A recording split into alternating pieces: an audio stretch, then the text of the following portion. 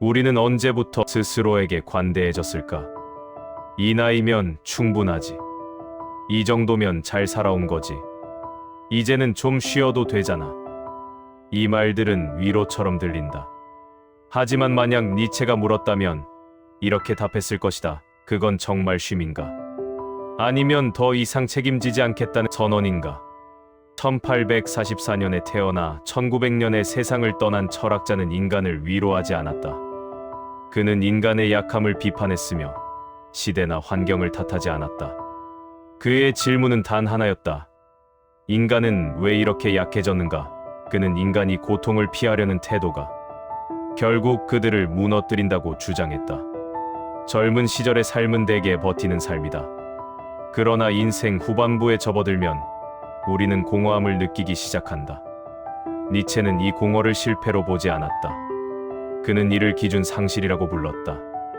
우리는 남이 만든 기준으로 살아왔다. 하지만 인생 후반부에는 그 기준들이 더 이상 작동하지 않는다. 이제 필요한 것은 새로운 목표가 아니라 새로운 기준이다.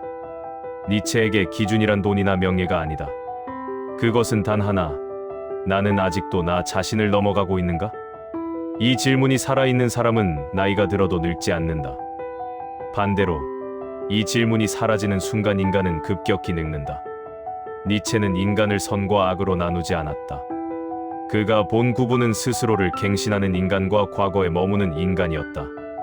많은 시니어들이 자기도 모르게 과거에 머물러 있는 경우가 많다. 내가 예전에 뭘 했는데? 라는 말은 위험한 신호다. 우리는 경험을 방패로 삼지 말아야 한다. 경험이 방패가 되는 순간 우리는 더 이상 배우지 않는다. 니체는 인간이 완성된 존재가 아니라고 주장했다. 우리는 언제나 넘어가야 할 달이어야 한다. 니체는 고통을 피하려는 태도가 인간을 무너뜨린다고 말했다. 인생 후반부의 사람들은 이 노예 도덕에 특히 취약해진다. 이 나이에 욕심내면 안 되지. 라는 말은 자신의 기준을 내려놓는 결과를 가져온다. 진짜 존중은 상대를 약한 존재로 취급하지 않는 것이다. 진짜 존중은 상대를 넘어설 수 있는 존재로 보는 것이다. 그래서 존중은 가끔 차갑게 들린다. 아직 끝난 게 아니다. 라는 말은 위로가 아니라 각성이다. 니체는 인간에게 이 각성을 요구한다.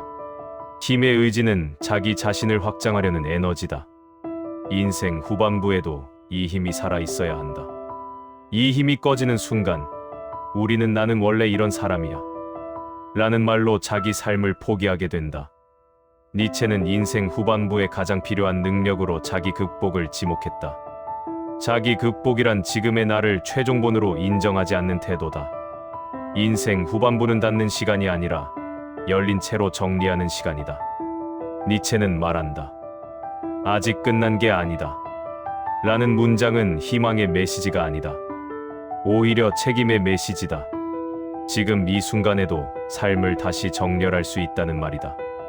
니체는 인간에게 마지막으로 하나의 질문을 남긴다. 지금의 삶을 다시 살아도 괜찮은가?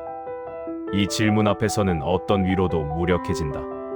지금의 삶이 견딜 수 없다면 그 삶은 이미 자기 삶이 아니다. 니체는 인생 후반부에 가장 먼저 해야 할 일이 목표 설정이 아니라 정리된 판단이라고 말한다. 무엇을 더 이상 하지 않을 것인가를 결정해야 한다.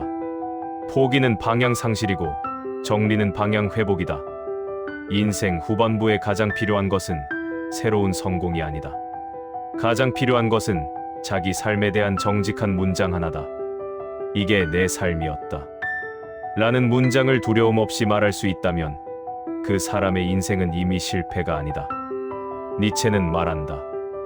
위대한 삶이란 완벽한 삶이 아니라 끝까지 도망치지 않은 삶이다. 이제는 자기 삶을 자기 언어로 다시 말해야 한다. 니체는 인생 후반부의 인간에게 마지막으로 이렇게 말한다. 아직 끝난 게 아니다. 이 문장은 책임의 문장이다. 자기 삶을 자기 이름으로 감당하라. 인생 후반부에 필요한 것은 위로가 아니라 기준이다.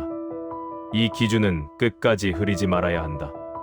인생의 목표는 이제 자기 삶을 스스로 선택하고 그 선택에 책임을 지는 것이다.